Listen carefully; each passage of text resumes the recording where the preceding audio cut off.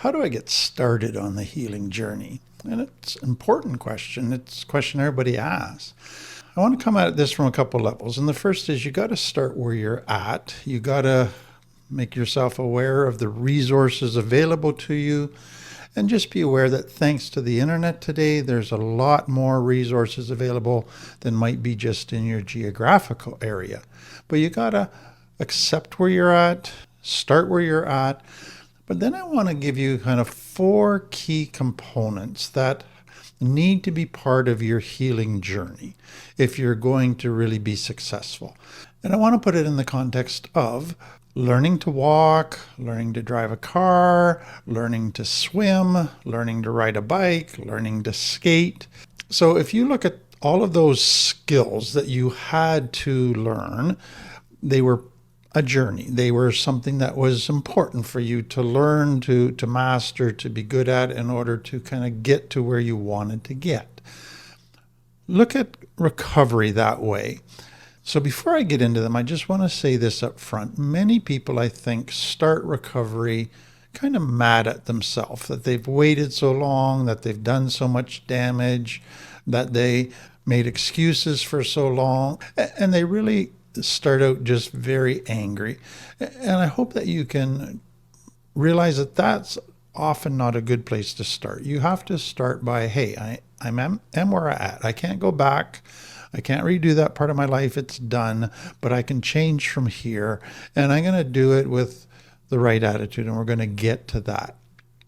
So the first thing is there's an academic element. So if you're going to learn to swim, if you're going to learn to ride a bike or a car or walk, whatever, you could sit down and read a book. You could take a course. You could get all this academic information. You could understand the physics. You could understand every component of the process of all of those skills. And those will all be really, really important. But I hope what you see is that's not going to be enough to be able to learn to swim or to ride a bike. There's more involved, but it's an important part.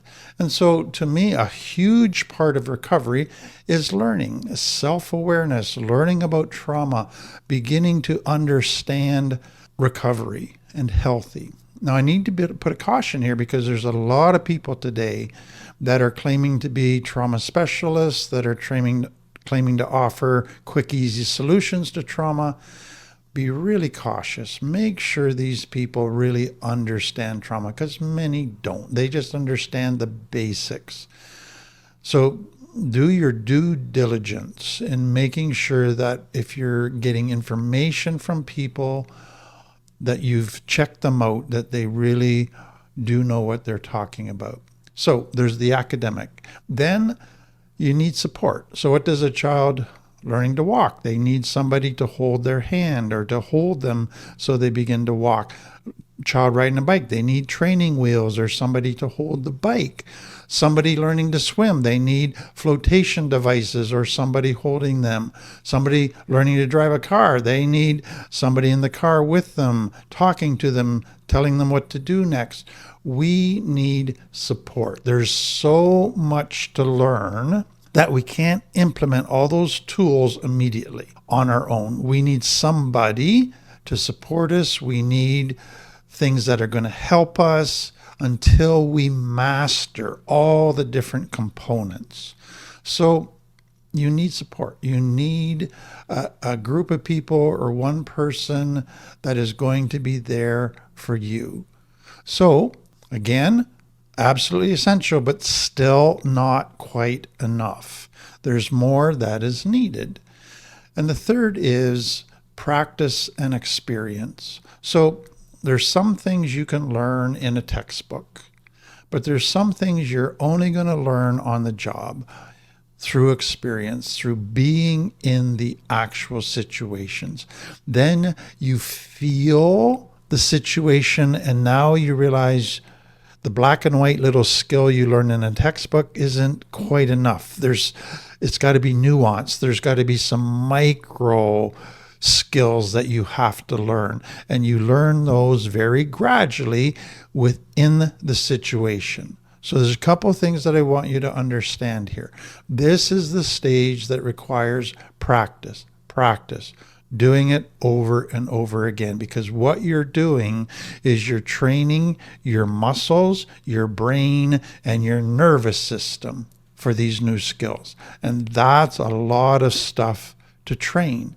But you also need to understand that in this experiential phase, some of the learning comes through failing. Some of the learning comes through things going badly.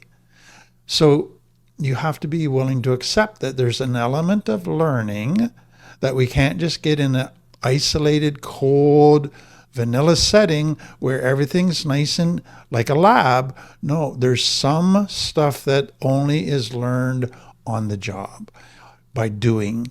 And that often involves failure, frustration, difficulty. And so that's why many people avoid this kind of learning, and they look for recovery without this kind of learning. You're not going to be healed just by taking a course. You have to practice. You have to go through the experience over and over again. And each time, if you go with the right attitude, you learn. And that takes us to the last thing. You have to start with the right attitude. So you have to have a humility that's willing to learn, that's willing to say, I need to change. I want to change. I'm willing to admit it. I need help. I'm open to input from others. That's huge. Then you have to be willing to be open and vulnerable and honest about your life, about how you've coped, about your wounds, about your past. There can be no more denial, no more making excuses, no more minimizing, no more rationalizing stuff that you've done. You got to bring an openness and an honesty. And then you got to have courage. This is going to require you facing fears. This is going to require you facing pushback from others. This is going to require facing wounds that are scary, entering into painful emotions.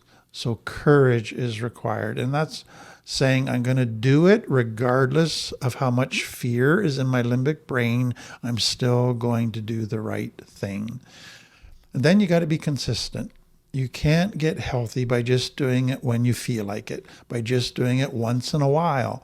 You got to develop habits and routines every day where you learn to meet your 12 needs, where you learn to keep growing and how to maintain boundaries. All of the things, you got to do it consistently.